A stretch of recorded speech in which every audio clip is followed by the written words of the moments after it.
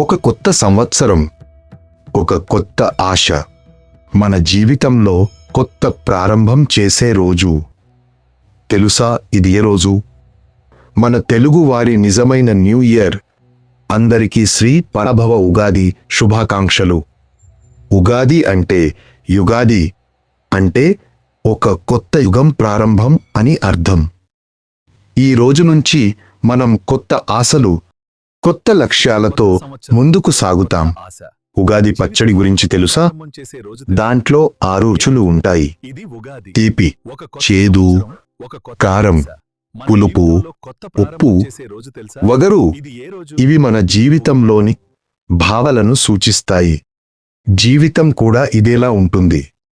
సంతోషం మాత్రమే కాదు, కష్టాలు కూడా ఉంటాయి. అన్నింటినీ అంగీకరించినప్పుడే మనము నిజంగా ముందుకు వెళ్తాము.